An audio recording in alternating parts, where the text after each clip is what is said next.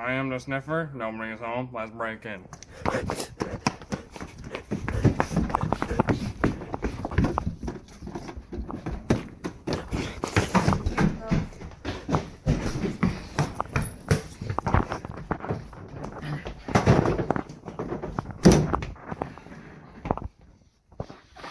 Oh, now this is nice. Here, take a sniff.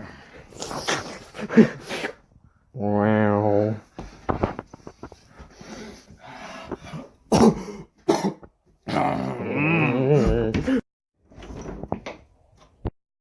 We gotta get out of here.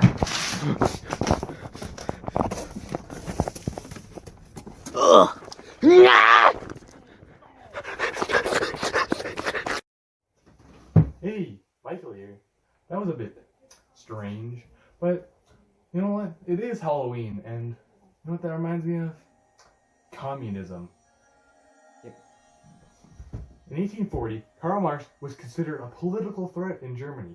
He later fled to England, where he started to publish books on his ideas of communism, and created a new type of communism called Marxism.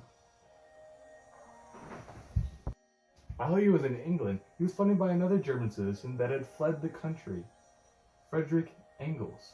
Karl Marx proceeded to create the Communist Correspondence Committee in 1846, which could allow communication among fellow leftists and socialists, while possibly they are seen as another political threat. After that, he published one of his most famous books on communism, the Communist Manifesto. Though he created Marxism, he didn't create the definition of communism. That was done by Victor de Hopi, a French philosopher. But what is communism?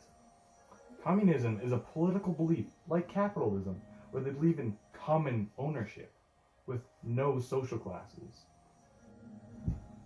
Essentially, the people rule, and wealth is spread throughout evenly. In theory, a government is set up in order to organize us all together, but abandon all power once they leave.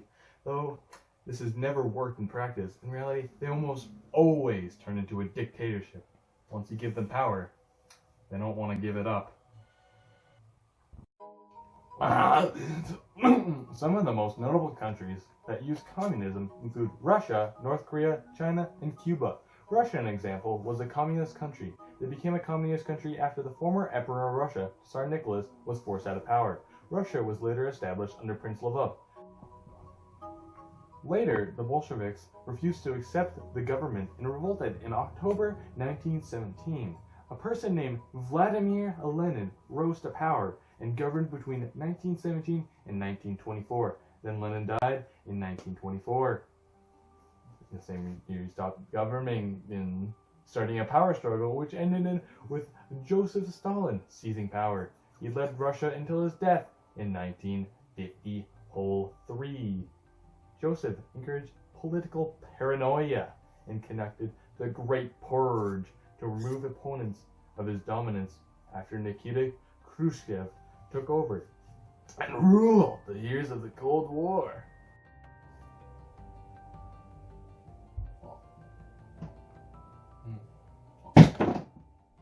Leonid Brezhnev was appointed leader later in 1964. Brezhnev governed the era without economic reforms, then was declined in the mid-1970s.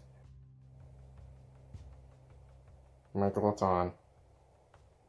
Wow. Yuri Andropov had gained power in 1982, then died later in 1984. A guy named Konstantin Chernenko led the Soviet Union in 1984 until he died 13 months later in 1985. Mikhail Gorbachev became the last leader of the Soviet Union. Wow.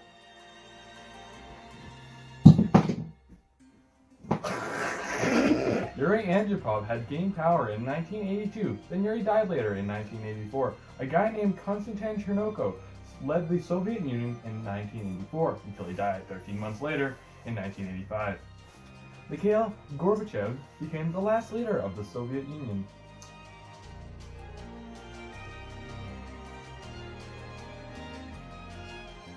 Michael, wake up. Michael, you gotta do your documentary. China, a country with over Okay, then. 1.3 billion people, is also a communist country. The country became a communist country when a communist party led by Mao Zedong took control in 1947. The party that could control was called the CPC. That stands for the Communist Party of China. It was first founded in the year 1921. Michael, we're recording. Mao Zedong then took control over the party in 1927, the same year that a civil war started in China. The war was fought between the Kuomintang of China, or the KMT, and the CPC. The KMT was a major political party in China that was led by the government of the Republic of China. Nice.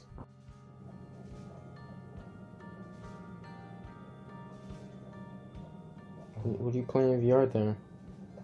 What? Were you playing in VR? That's a cool game. Yeah. Oh yeah, okay. After going through many bad stuff, like walking from Jiangxi to Shangxi for 8,000 miles while being attacked, the CPC finally succeeded to turn China into a communist country. At first, the communist leader, Mao Zedong, became the new leader of China. It had many troubles governing the country for the first few decades. The majority of China were very happy at first. Peasants got land rights, but eventually that happiness ended. The happiness of the people ended when Mao Zedong brought farming to a halt in order to make steel. This was a huge mistake for it led to famine all over China, killing millions of people. Oh no, that's very bad. Whoa! Always, thanks for watching. What was that? In the sniffer, somebody's home. Let's break in.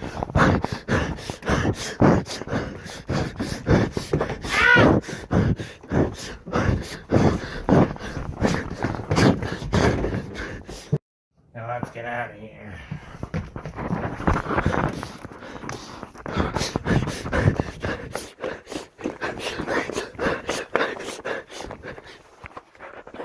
And this is what a man should smell like. Nice.